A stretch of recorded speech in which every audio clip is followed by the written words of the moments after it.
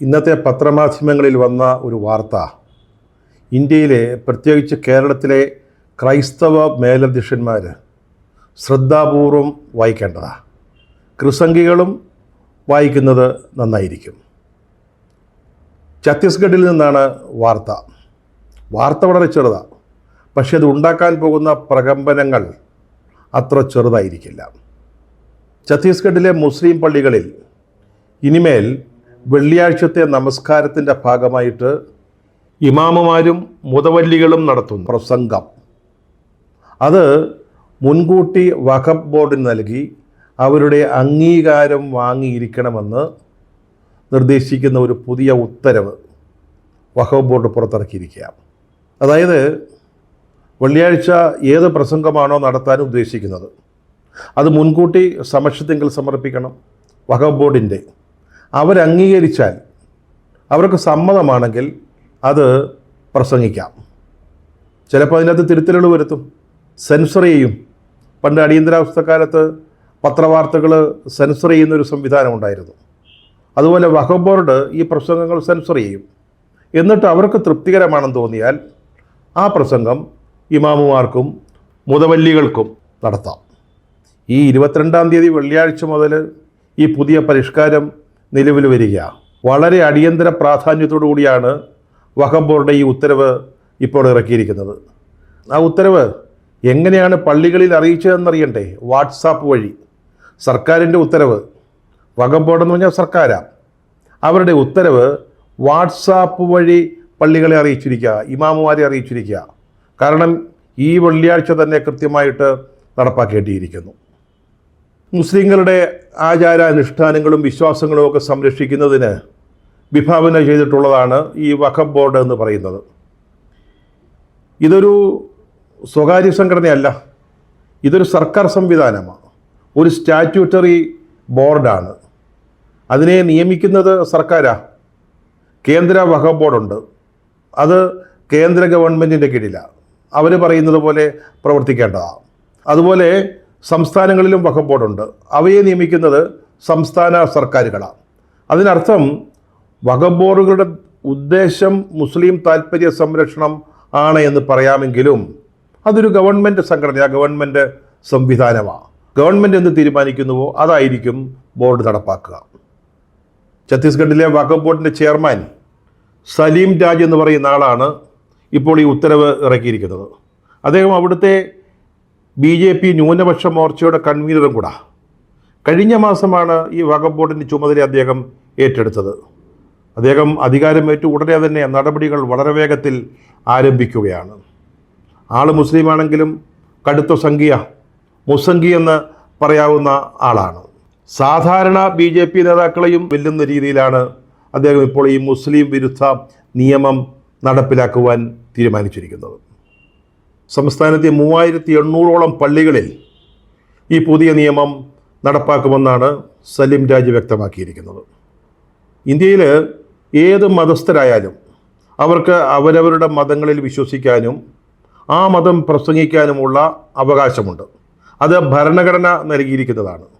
അത് പൗരാവകാശത്തിൽപ്പെടുന്നു, അത് ഓരോരുത്തരുടെയും മൗലിക അവകാശത്തിൽപ്പെടുന്നു. അതുമാത്രമല്ല, ഭരണഘടന ഉറപ്പു നൽകുന്ന അഭിപ്രായ സ്വാതന്ത്ര്യത്തിൻ്റെയും മതസ്വാതന്ത്ര്യത്തിൻ്റെയും പ്രശ്നം കൂടിയാണ്. അപ്പോൾ ഈ പുതിയ നിയമം നിലവിൽ വരുന്നതോടെ, അതായത് മുസ്ലിം പള്ളികളിൽ സർക്കാർ പറയുന്ന പ്രസംഗങ്ങളെ നടത്താവൂ എന്ന നിബന്ധന, അത് നടപ്പാകുന്നതോടുകൂടി എന്താണ് സംഭവിക്കുന്നത്? ഭരണഘടന നമുക്ക് നൽകുന്ന മതസ്വാതന്ത്ര്യവും അഭിപ്രായ സ്വാതന്ത്ര്യവും അതിൻ്റെ കടക്കൽ കത്തി വീഴുകയാണ്. ക്രൈസ്തവ മതമേലധ്യക്ഷന്മാർ ഈ വാർത്ത വായിക്കണമെന്നും ഇതിനെ ഗൗരവത്തോടെ കാണണമെന്നും പറയുന്നതിനൊരു ഉദ്ദേശമുണ്ട്. അതായത് ഇന്ന് മുസ്ലിങ്ങൾക്ക് സംഭവിച്ചിരിക്കുന്ന ഈ അവസ്ഥ, അല്ലെങ്കിൽ മുസ്ലിം പണ്ഡിതന്മാർക്ക്, മതപുരോഹിതന്മാർക്ക് നേരിടേണ്ടി വരുന്ന ഇന്നത്തെ ഈ സാഹചര്യം, അത് നാളെ ഇന്ത്യയിലെ ക്രൈസ്തവ സഭകൾക്കും ഉണ്ടാവും, യാതൊരു സംശയവുമില്ല. പണ്ടൊക്കെ ഈ ക്രൈസ്തവരുടെ ശവസംസ്കാര ശുശ്രൂഷയിൽ ഉപയോഗിക്കുന്ന ശവപ്പെട്ടി, അതിന്മേൽ ഇന്നു ഞാൻ നാളെ നീ എന്ന് എഴുതുമായിരുന്നു. അതൊരു പഴയ രീതിയാണ്, ഇപ്പോഴത് കാണാനില്ല. ശവപ്പെട്ടികളുടെ കാര്യത്തിലും പുതിയ ഫാഷൻ വന്നതോടെ ആ എഴുത്തൊക്കെ മാഞ്ഞുപോയി. പക്ഷേ ആ സത്യമാണ് ഇവിടെ നടപ്പാകാൻ പോകുന്നത്.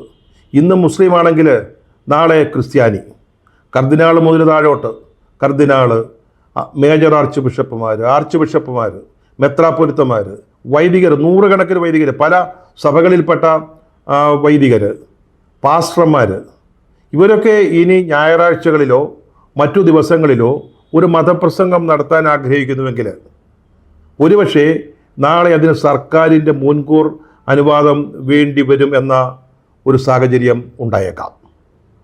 അതായത് ഈ ക്രൈസ്തവ പുരോഹിതന്മാരുടെ പ്രധാന ജോലി എന്ന് പറയുന്നത് വചന ശുശ്രൂഷയാണ്.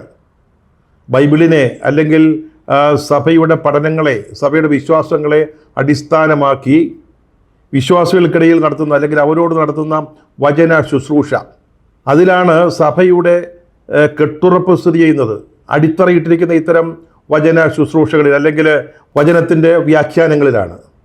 ഇനി അത് സാധിക്കില്ല എന്നൊരവസ്ഥ വന്നേക്കാം.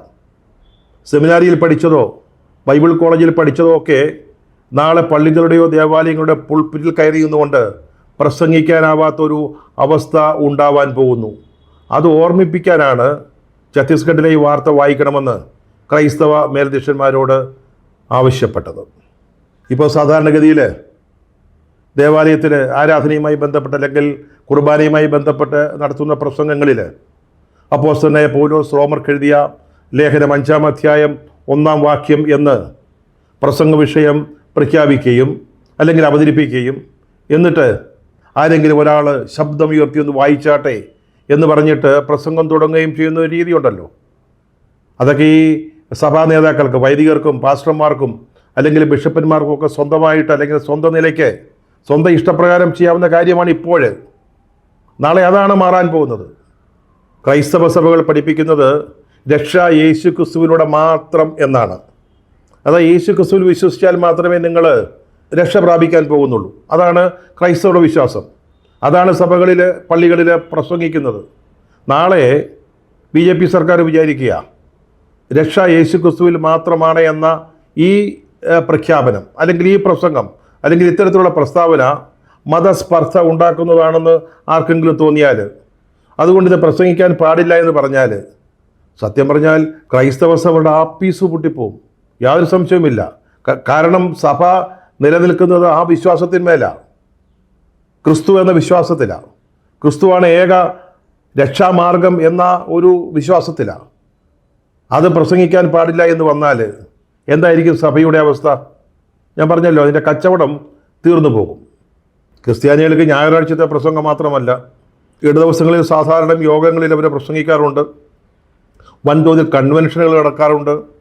സ്ത്രീകൾക്കും കുട്ടികൾക്കും യുവാക്കൾക്കും വേണ്ടി പ്രത്യേക സമ്മേളനങ്ങൾ സംഘടിപ്പിക്കാറുണ്ട്. അവിടെയൊക്കെ നടത്തുന്ന പ്രസംഗത്തിന് ഒരുപക്ഷെ മുൻകൂർ അനുമതി തേടേണ്ടി വന്നേക്കാം. ഇപ്പോൾ വഖഫ് ബോർഡുണ്ട് മുസ്ലിം പണ്ഡിതന്മാരെ നിയന്ത്രിക്കാൻ. അവർ പ്രസംഗിക്കണമെങ്കിൽ വഖഫ് ബോർഡിൻ്റെ അനുമതി വാങ്ങണം എന്ന് പറഞ്ഞാൽ മതി. നാളെ ക്രൈസ്തവരെ സംബന്ധിച്ചിടത്തോളം അങ്ങനെ ഒരു ബോർഡില്ല. ക്രൈസ്തവ സഭകളെ നിയന്ത്രിക്കാൻ അങ്ങനെ ഒരു സംവിധാനമില്ല. പക്ഷേ ക്രൈസ്തവരുടെ പ്രസംഗങ്ങൾ നിയന്ത്രിക്കപ്പെടണമെന്നൊരു സർക്കാർ തീരുമാനിച്ചു കഴിഞ്ഞാൽ അത്തരത്തിലൊരു റെഗുലേറ്ററി സംവിധാനം കൊണ്ടുവരുന്നതിന് ഗവൺമെൻറ്റിന് യാതൊരു പാടുമില്ല. ഇന്ന് മുസ്ലിം മത നേതാക്കൾ നേരിടുന്ന ഇന്നത്തെ അവസ്ഥ നാളെ ക്രൈസ്തവർക്കുണ്ടാകും എന്ന കാര്യത്തിൽ ഒരു സംശയവും വേണ്ട. ഇത് പറയാനൊരു പ്രത്യേക കാര്യമുണ്ട്. BJPക്കാർ അവിടെയും ഇവിടെ ഇരുന്ന് കണ്ണിറുക്കി കാണിക്കുന്നുണ്ട്. അത് കണ്ട് അലിഞ്ഞു പോകുന്ന ചില ക്രൈസ്തവ മത മേലധ്യക്ഷന്മാരുണ്ട്. ഗോൾഡാക്കാനയിൽ ക്രിസ്തുമസ് ദിവസത്തെ ശുശ്രൂഷയ്ക്ക് പ്രധാനമന്ത്രി മോഡി വന്നു. നമ്മുടെ കത്തോലിക്കനായ ജോർജ് കുര്യനെ കേന്ദ്ര മന്ത്രിസഭയിലെടുത്തു. MP അല്ലാതിരുന്നിട്ട് കൂടി എടുത്തു. അദ്ദേഹത്തെ പിന്നീട് രാജ്യസഭ വഴി കൊണ്ടുവരുന്നു, പാർലമെൻറ്റിൽ കൊണ്ടുവരുന്നു. അതുപോലെ ഇടയ്ക്കിടയ്ക്ക് പ്രധാനമന്ത്രിയുടെ വീട്ടിൽ വിളിച്ച് ബിഷപ്പന്മാർക്ക് ചായ കൊടുക്കുന്നു. ഇതൊക്കെ കണ്ടിട്ട് വലിയ പ്രതീക്ഷകൾ അർപ്പിച്ചിരിക്കുന്ന ഒരു വിഭാഗമുണ്ട്. അവരെ ഓർത്താണിത് പറഞ്ഞത്. ഇപ്പം കൂട്ടുപിടിക്കാൻ വരുന്നത് ക്രൈസ്തവ വിശ്വാസത്തോടുള്ള സ്നേഹം കൊണ്ടൊന്നുമല്ല, വോട്ട് എന്ന താൽക്കാലിക ലാഭത്തിന് വേണ്ടിയാണ്. അത് കഴിഞ്ഞാൽ അവരുടെ നിറം മാറും. ഈ ആട്ടിൻ തോലടിഞ്ഞ ചെന്നായ അതൊരിക്കലും ആടായി മാറുന്നില്ല, അത് ചെന്നായ തന്നെയാണ്. ചെന്നായയുടെ സ്വഭാവവിശേഷങ്ങൾ മാത്രമായിരിക്കും അത് കാണിക്കുക. അണിഞ്ഞിരിക്കുന്നത് ആടിൻ്റെ തോലാണെന്നേ ഉള്ളൂ. BJP ക്രൈസ്തവരെ സംഘവിശ്വാസത്തിലേക്ക് കൊണ്ടുവരുന്നതിനുള്ള വലിയ ശ്രമങ്ങൾ നടത്തുന്നുണ്ട്. അവർ പണം മുടക്കി ചില കടലാസ് സംഘടനകൾ ഉണ്ടാക്കുന്നു. അതിൻ്റെ തലപ്പത്ത് രക്ഷാധികാരിമാരായി, പ്രസിഡന്റുമാരായി, ജനറൽ സെക്രട്ടറിമാരായി ക്രൈസ്തവ നേതാക്കളെ തന്നെ പ്രതിഷ്ഠിക്കുന്നു. അവരിലൂടെ ക്രൈസ്തവർക്കിടയിലേക്ക് വേരുകൾ ആഴ്ത്താൻ കഴിയും എന്ന പ്രതീക്ഷയാണ് BJP പ്രകടിപ്പിച്ചുകൊണ്ടിരിക്കുന്നത്. വാസ്തവത്തിൽ തൃശ്ശൂരിൽ എന്താ സംഭവിച്ചത്? തൃശ്ശൂർ BJP അങ്ങ് എടുത്തല്ലോ. അതിൽ ക്രൈസ്തവരുടെ ഒരു പങ്കുണ്ടായിരുന്നില്ലേ? തൃശ്ശൂരിലെ ലൂർദ് മാതാവിന് 5.5 പവൻ്റെ ഒരു കിരീടം കിട്ടിയപ്പോൾ ചിലരങ്ങ് മതിമറന്നുപോയി. സംശയമില്ലാത്ത കാര്യമല്ലേ? അതുപോലെ തന്നെ കഴിഞ്ഞ തെരഞ്ഞെടുപ്പിന് 3 ദിവസം മുമ്പ്, ലോക്സഭാ തെരഞ്ഞെടുപ്പിന് 3 ദിവസം മുമ്പ് ഡൽഹിയിലെ ലഫ്റ്റനൻറ്റ് ഗവർണർ ഇവിടെ വന്നല്ലോ, കേരളത്തിൽ എറണാകുളത്ത് വന്നു. അദ്ദേഹത്തിന് 2 ആവശ്യങ്ങളായിരുന്നു: തൃശ്ശൂർ ജയിക്കണം, തിരുവനന്തപുരത്ത് ജയിക്കണം. അദ്ദേഹം മേജർ ആർച്ച് ബിഷപ്പ് റഫേൽ തട്ടിലിനെയും മുൻ മേജർ ആർച്ച് ബിഷപ്പ് ജോർജ് ആലഞ്ചേരിയെയും കണ്ടു, സംസാരിച്ചു, ആശയവിനിമയം നടത്തി. അദ്ദേഹത്തിന് ഒരാഗ്രഹം കൂടി ഉണ്ടായിരുന്നു: തിരുവനന്തപുരത്തെ ആർച്ച് ബിഷപ്പ് തോമസ് നെറ്റോയെ കാണണം. അതിന് ശുപാർശ ചെയ്തത് സീറോ മലബാർ സഭയിലെ ഒരു പ്രധാനപ്പെട്ട ക്രൈസ്തവ മേലധ്യക്ഷനായിരുന്നു.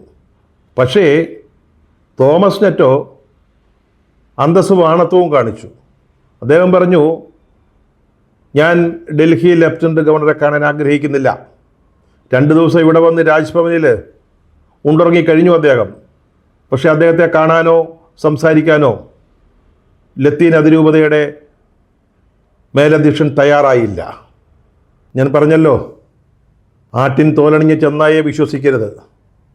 സംഘികൾ വിശ്വസിക്കുന്നത് ഹൈന്ദവ സമൂഹത്തിൻ്റെ 3 ആഭ്യന്തര ഭീഷണികൾ: ഒന്ന് ക്രൈസ്തവർ, രണ്ടാമത് മുസ്ലിം, മൂന്നാമത് കമ്മ്യൂണിസ്റ്റുകൾ എന്നാണ്. അതാണ് ഈ ഹിന്ദു തീവ്രവാദികളായ സംഘപരിവാരത്തിൻ്റെ വിശ്വാസം. ആ വിശ്വാസവുമായി നടക്കുന്നവർ ഇപ്പോൾ ചിരിച്ചു കാണിക്കും, പക്ഷെ നാളെ ഛത്തീസ്ഗഡിലെ അവസ്ഥ ഇവിടെയും ഉണ്ടാകും. ഛത്തീസ്ഗഡിലെ സർക്കാരിന് മുസ്ലിം പള്ളികളിൽ ഈ പുതിയ നിയമം നടപ്പാക്കാമെങ്കിൽ കേന്ദ്ര BJP സർക്കാരിന് ഇന്ത്യയിലുടനീളം എല്ലാ സംസ്ഥാനങ്ങളിലും ഇതുപോലൊരു നിബന്ധന കൊണ്ടുവരുന്നതിന് വലിയ തടസ്സമോ താമസമോ ഉണ്ടാവില്ല. അത് പ്രതീക്ഷിക്കാവുന്നതേ ഉള്ളൂ. അത് കഴിഞ്ഞാൽ പള്ളിയിൽ പ്രസംഗിക്കണമെങ്കിൽ അനുവാദം വേണ്ടി വരും.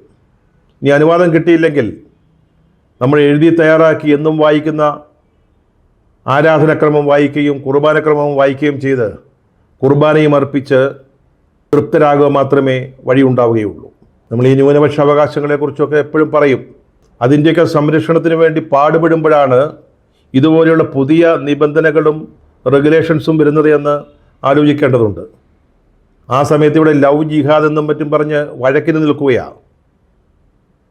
ന്യൂനപക്ഷങ്ങളുടെ അവകാശങ്ങൾ, അതുപോലെ തന്നെ മതപരമായ അവകാശങ്ങൾ സംരക്ഷിക്കപ്പെടണമെങ്കിൽ മുസ്ലിം സമുദായത്തിലെ തീവ്രവാദികളല്ലാത്ത ആളുകളുമായിട്ട് യോജിച്ച് പ്രവർത്തിക്കേണ്ടി വരും. ഇപ്പോൾ ഈ മുനമ്പം പ്രശ്നം വന്നപ്പോൾ മുസ്ലിം ലീഗിൻ്റെ നേതാക്കളും ക്രൈസ്തവ മേലധ്യക്ഷന്മാരുമായി ചർച്ച നടന്നു. അത് പ്രതീക്ഷ ഉണ്ടാക്കുന്നൊരു കാര്യമാണ്. എത്രയോ കാലമായിട്ട് കൈവശം വെച്ചുകൊണ്ടിരിക്കുന്ന ഭൂമിയിൽ നിന്ന്, ഈ വഖഫ് എന്ന് പറയുന്ന മുനമ്പത്തെ പ്രശ്നമുണ്ടല്ലോ, ഇപ്പോൾ കൈവശം വെച്ചുകൊണ്ടിരിക്കുന്നവരുടെ അവകാശം പുനഃസ്ഥാപിക്കപ്പെടണമെന്ന നിലപാടാണ് മുസ്ലിം ലീഗ് എടുത്തിരിക്കുന്നത്. അത്തരത്തിൽ ആ സമുദായത്തിലെ സോബർ എലിമെൻസുമായിട്ട് സഹകരിച്ച് നിൽക്കുകയാണ് വേണ്ടത്. അല്ലാതെ മുസ്ലിങ്ങൾക്കുണ്ടായത് ഞങ്ങൾക്ക് സംഭവിക്കില്ല എന്ന് പറഞ്ഞ് ഒരു മൂലയ്ക്ക് ഒതുങ്ങിയിരുന്നാൽ ഭാവിയിൽ വിനാശകരമായ കാര്യങ്ങളായിരിക്കും സംഭവിക്കുക.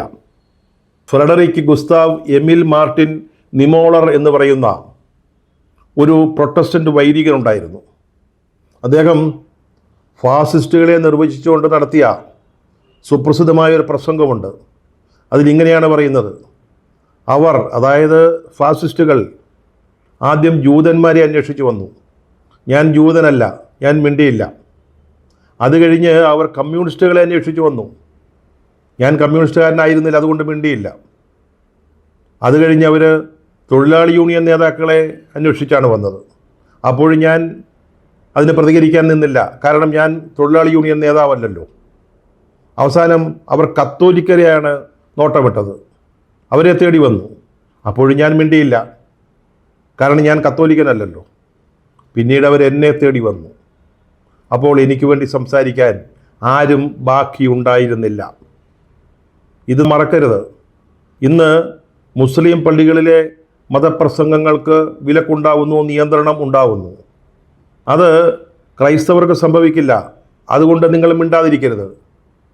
നാളെ നിങ്ങളെ അന്വേഷിച്ചായിരിക്കും ഈ നിയമം വരിക.